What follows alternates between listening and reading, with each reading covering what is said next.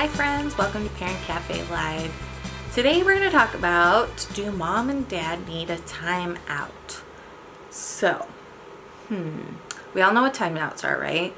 And we've had a video about creating like time ins, so it's time with, but sometimes we still might use a timeout for our child, but to help them regulate, and everything looks a lot different than us needing to regulate. So they have typically not a lot of knowledge about it, and they don't have the development in their brains that allow them to just regulate quickly. So they need to be taught those skills and have opportunity to learn those skills and practice those skills. And so to do that, we need to be present. But what happens when we are unregulated and can't be present? So I want to ask you, do you ever look back at your reactions and wish you had have paused and made a better choice or a different choice? Maybe not better, but different. So what does a pause look like? So we've done some active calming, some breathing. So I learned about a few new breathing techniques last night through an app I signed up for. And we have our 3 deep breaths and our pushing out.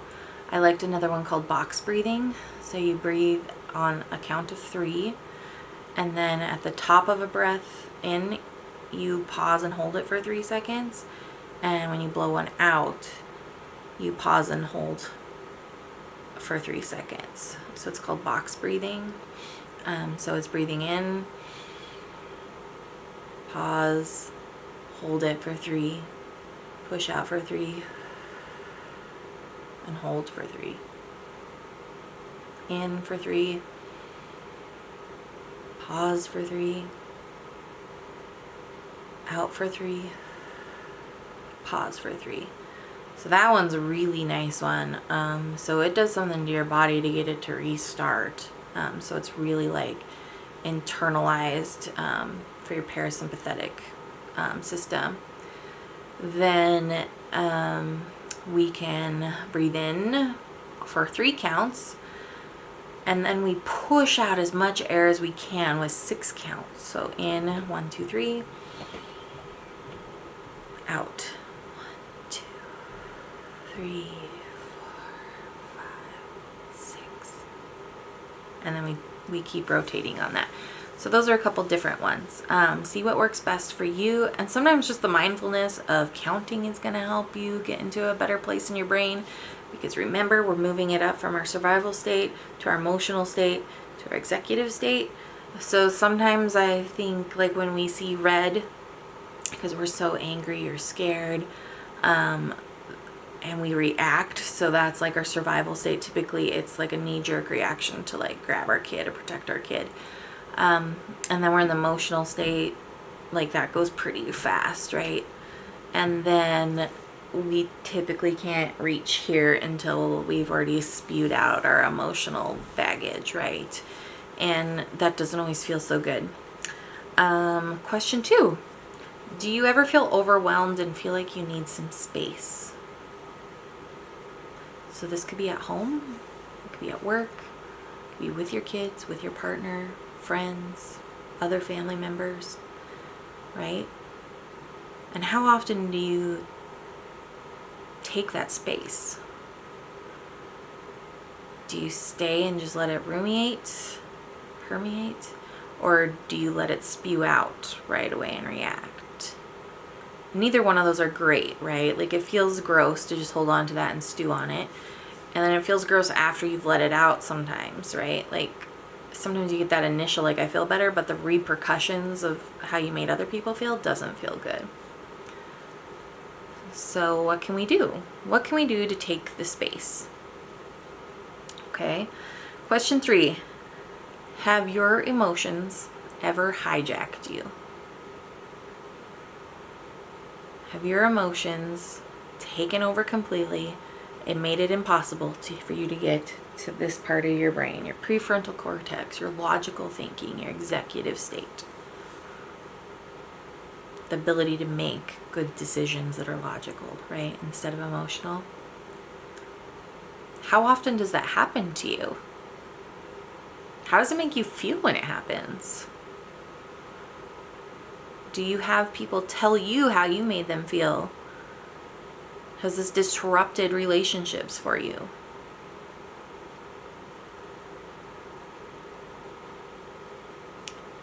Are your kids scared of you? Or do they tone you out because you are so emotional and you react all the time and they don't know what to do with it? Think about that. Think about how your emotions affect your daily decision making. I don't think any of us want our emotions to hijack. We want our emotions honored and we want to feel heard when we're having them. But like we've been teaching our kids to use words and conflict resolution or help regulate and manage those big emotions, sometimes we need to practice.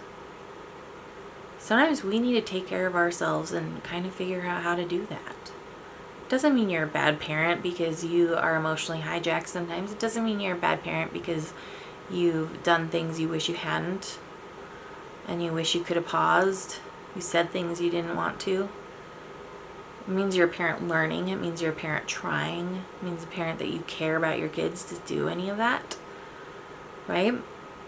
So, how many of you have regrets for how you've handled situations? Like true regrets. Not just that, like, ugh, I could have done better. But like serious overreactions. Or created like a disconnect between you and this other person, whether it be your child or a partner, friend, family. Okay, so how many of you want to do something about all of this? Right? Can you do something about it? Do you wish there was something you could do about it? Do you want to learn more about doing this? It's easy, right? So we've been doing all of this with our kids. So you need a timeout. You need to figure out how to take a timeout. You need to figure out where you can find a safe space for you. We want to make sure our kids are still safe.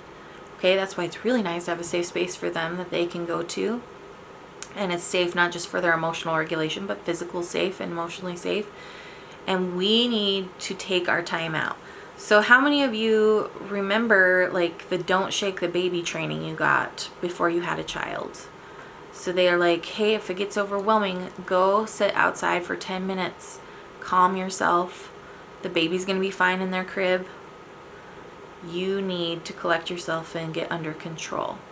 There's a reason why that is taught, because some people have made the decision to shake their baby and they regret it. Like, I can't imagine how that would feel, especially if it affected your child negatively.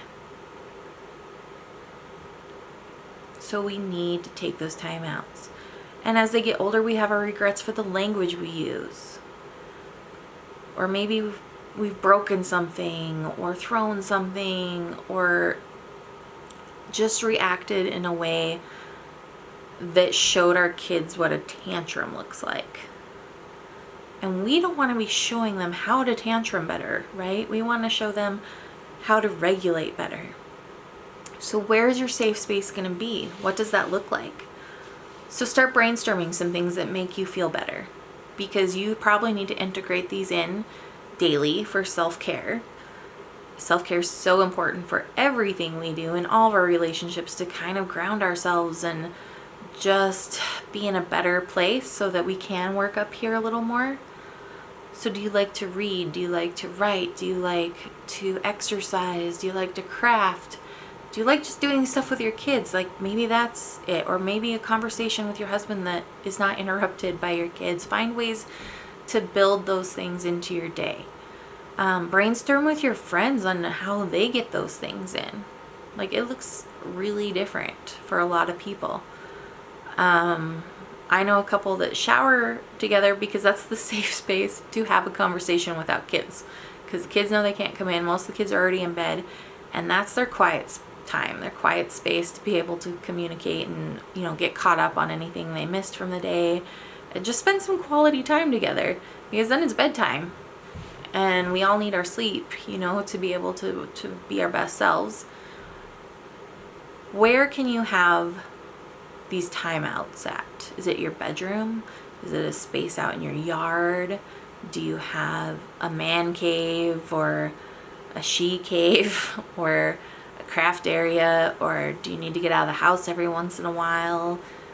Maybe you need to pay for a babysitter so you know, like, when you reach your limit during the day, and maybe that's a time when you need to bring in some outside help, or figure out how you and your partner can schedule things.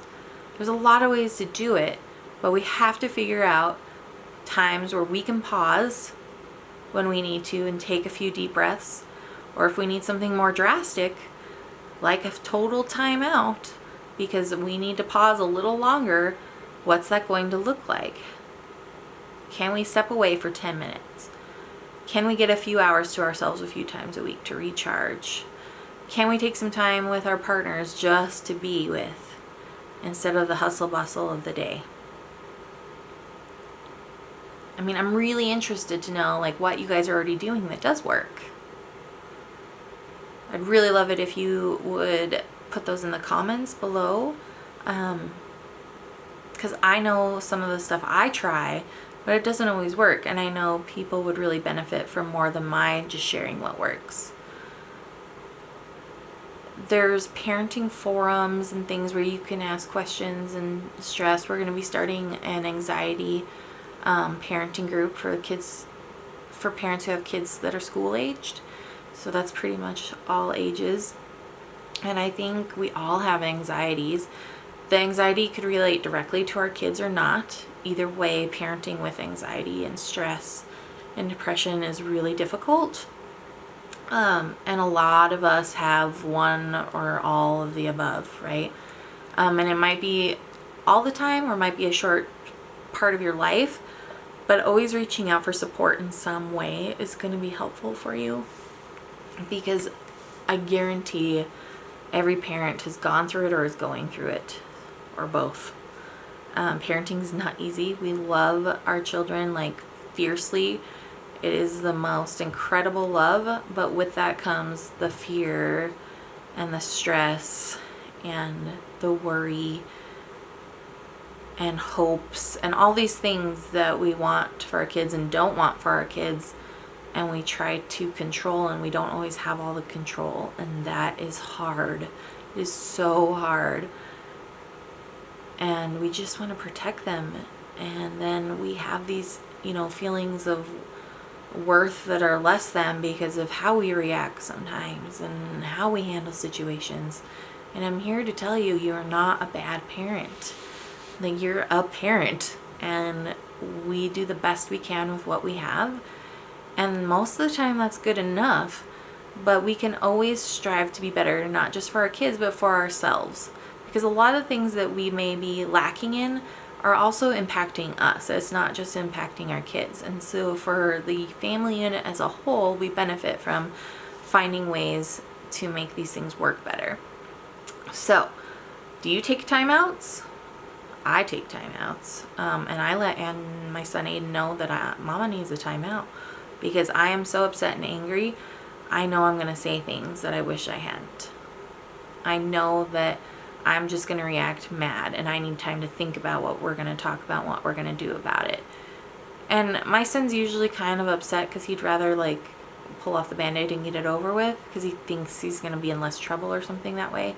But he's getting more used to it now. Like, okay, I guess I'll go think about it too, because I really want to know why he did the things he did. Like, why did he make those decisions? And he needs time to think about that, because otherwise I get I don't know, right? And does that make us happy, mad, frustrated?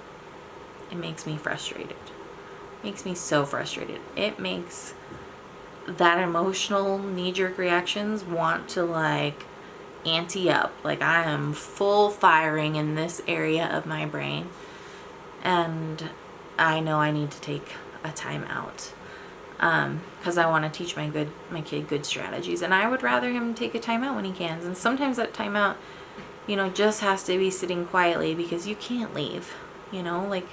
Our kids can't leave the classroom just because they're upset with something that happened. So sometimes we can't exit life you know, to get ourselves under control, but we can revert inside and reflect and continue to do what we need to do. So timeouts are going to look a little different, but please find ways to do self-care too, so that you're getting times where you're taking time out for yourself before something happens, so that you can recharge and rejuvenate, and it's for good things, not because you were upset and then you had to calm down. So find a nice balance of those. So I hope you guys found today's video helpful. I hope you guys all figure out ways to take good timeouts, do some self-care, pausing, some reflection, and know that you guys are doing awesome. Know that parenting is hard. You're not alone in that journey, and find supports, because I know I need those supports, and I know how much better I feel knowing that other people are experiencing similar things. And some of it is funny afterwards, and it's nice to find people you can laugh with about it and not just beat yourself up about it. And you know, we worry about how our kids are behaving and how they're acting. Well, a lot of kids are behaving and acting that way. Some of it's normal for development. Some of it's personalities. Some of it's just kids learning. So I hope you guys have a great day. Hope you